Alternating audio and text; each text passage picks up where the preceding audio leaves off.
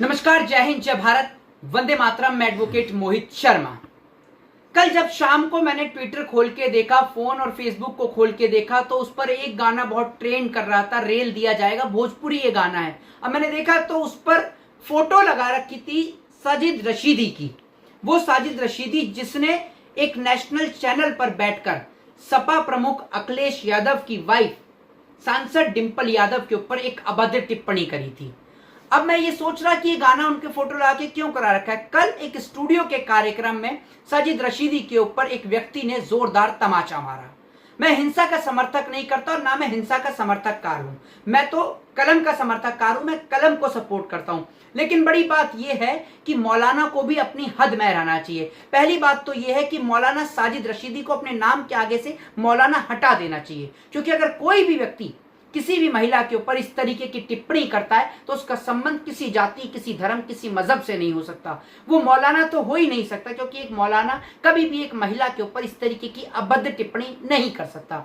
दूसरी बात ये कि साड़ी हमारे देश का एक सांस्कृतिक परिधान है, जिस साड़ी को हमारे देश की बहन बेटियां और महिलाएं पहनती हैं। मुझे ये समझ में नहीं आता कि साड़ी डिंपल यादव जी ने पहन रखी थी और उनके ऊपर इतने गंदे और अभद्र शब्द का प्रयोग किया कि मैं अपनी जबान से निकालना भी नहीं चाहता। दूसरी बात ये कि आपको थोड़ा सा पीछे लेकर जाऊंगा। कुणाल कामरा, आपको याद होगा कि कुणाल कामरा ने जब एकनाथ शिंदे के ऊपर एक टिप्पणी कर दी थी, उनके ऊपर एक कॉमेडी कर दी थी, तो उनके समर्थककारों ने वहां जाके उनके स्टूडियो को तोड़ दिया था। ठीक है, जिसके बाद एकनाथ शिंदे ने और बीजेपी के कई नेताओं ने यह कहा कि भाई उनके समर्थककार हैं वो। यही बात अब अखिलेश यादव के ऊपर हो रही है। आपको मैं बता दूं कि जब उन्होंने अखिलेश यादव की वाइफ डिंपल यादव के ऊपर इस तरीके की अभद्र टिप्पणी करी, तो समाजवादी पार्टी के एक नहीं, हजार नहीं, लाखों करोड़ों कार्यकर्ता हैं जो अखिलेश यादव को अपना बड़ा भाई मानते हैं। तो जब आप उनके बड़े भाई की पत्नी के ऊपर इस तरीके की टिप्पणी करोगे तो सीधी सी बात है कि जनता यानी कार्यकर्ता तो गुस्से में आएंगे ही। और अखिलेश यादव हर एक कार्यकर्ता को तो मिल नहीं सकते या हर एक कार्यकर्ता को तो समझा नहीं सकते। साजिद रशीदी ने कहा है कि वो अखिलेश यादव और डिंपल यादव के ऊपर एफआईआर करेंगे। एक तो चोरी, ऊपर से सीना जोरी। बड़ी बात यह है कि ये मौलाना अभी भी माफी मांगने को तैयार नहीं है। आपको माफी मांगनी चाहिए, क्योंकि आपने बहुत ही गलत और अभद्र शब्द का प्रयोग किया है। दूसरी बात यह कि आपने कहा कि आप अखिलेश यादव के ऊपर एफआईआर दर्ज कराएंगे। भैया, अखिलेश यादव ने थोड़ी आपके चांटा लगवाया है या अखिलेश यादव ने उनको फोन पे मैसेज थोड़ी किया है। दूसरी बात यह कि अगर आप एफआईआर कराएंगे तो कोर्ट में आप क्या एविडेंस दिखाएंगे?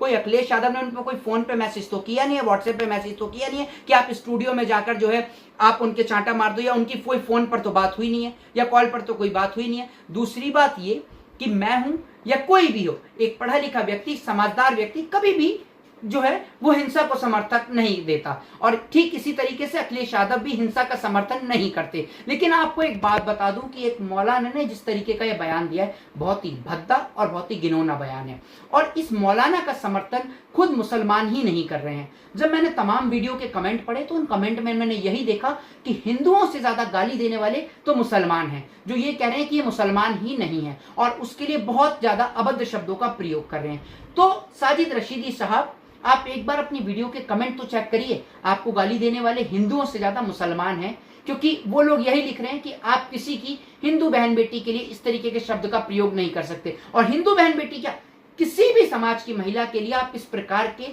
शब्द का प्रयोग नहीं कर सकते।